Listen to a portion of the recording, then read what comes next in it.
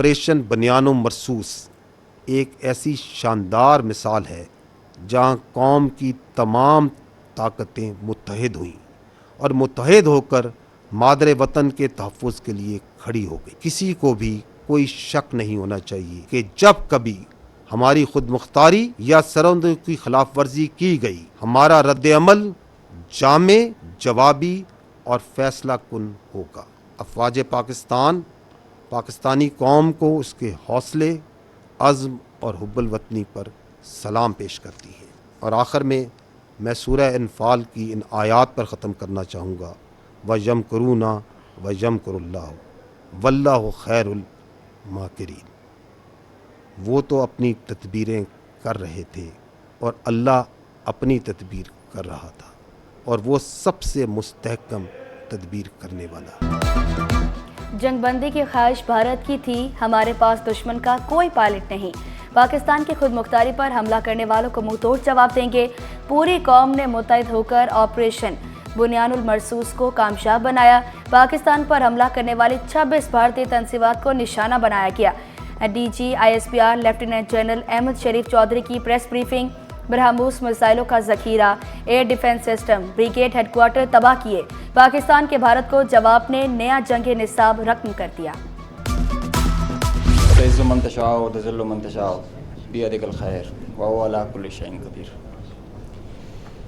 On behalf of Pakistan Air Force, Chief of the Air Staff, Pakistan Air Force, I stand here with you all with deep-rooted humility and gratitude.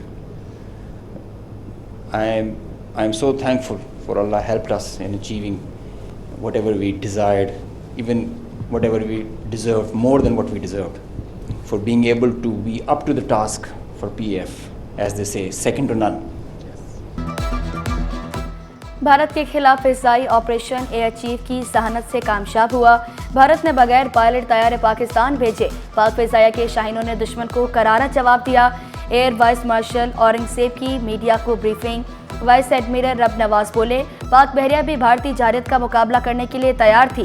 دوران جنگ Pakistan navy نے تمام بندرگاہوں کو operational رکھا. You know about the carriers, you have seen them in the movies, but as a professional military officer, I don't want to underestimate the enemy, but let's put the things in the right perspective. The INS Vikrant and the carrier, the Western carrier, there's a huge difference. This is an aircraft carrier which essentially served with 8 to 12 MiG-29s, which was barely essential to carry out its own air defense. The purpose of the carriers is power projection and to ensure air superiority in a given sea area. کھیل کے بعد جنگ کے میدان میں بھی India پیچھے بھاگا. گورنر سندھ کامران خان ٹیسوری کا تقریب سے خطاب. دو طرفہ تعلقات بہتر بنانے پر زور. کہا بھارت میں رہنے والی اقلیتیں بھی مودی سرکار سے پریشان ہیں. ملکی دفاع کے لیے پوری قوم افواج پاکستان کے ساتھ ایک ہو گئی. جس طریقے سے CNN BBC پہ انٹرویو دے کے پاکستان کی نمائندگی کی، میرے لیے بڑی خوشی کی بات ہے کہ ایک پاکستانی نے ان کو فیس کیا اور دنیا نے دیکھا. ہماری افواج نے کہا تھا کہ ہم جب کریں گے تو دنیا دیکھے گی، اور دنیا نے دیکھا ہے، سب کو دکھا ہے، دن کی روشنی میں دکھایا ہے. تو ہمیں کمزور نہ سمجھے. بھارت جو ہے اس کی کیلکولیشن غلط ہو گئی. اس کو ہماری سکلز اور ہماری ٹیکنالوجی جو ہماری آرم فورسز کے پاس ہے اس کا اندازہ نہیں تھا. اب میرے خیال میں بہت اچھی طرح اندازہ ہو گیا ہے. پھر میں بات کروں گا، امن سے چلو، پیار محبت کے ساتھ چلو. ہندوستان کے لوگ پاکستان آنا چاہتے ہیں، پاکستان کے لوگ ہندوستان آنا چاہتے ہیں. آپس میں کرکٹ کے تعلقات بحال ہونے چاہیے. ہم تو اس سوچ کے لوگ ہیں.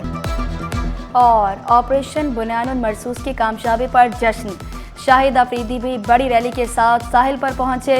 بھارت کو عبرتناک شکست دینے پر پولیس کے جوان بھی خوش. شہری پاک فوج کے حق میں سڑکوں پر نکل آئے. جھنڈے تھام کر پاک فوج کے حق میں نعرے لگائے. چیئرمین آل کراچی تاجر اتحاد عتیق میر کا بھی افواج پاکستان کو خراج تحسین.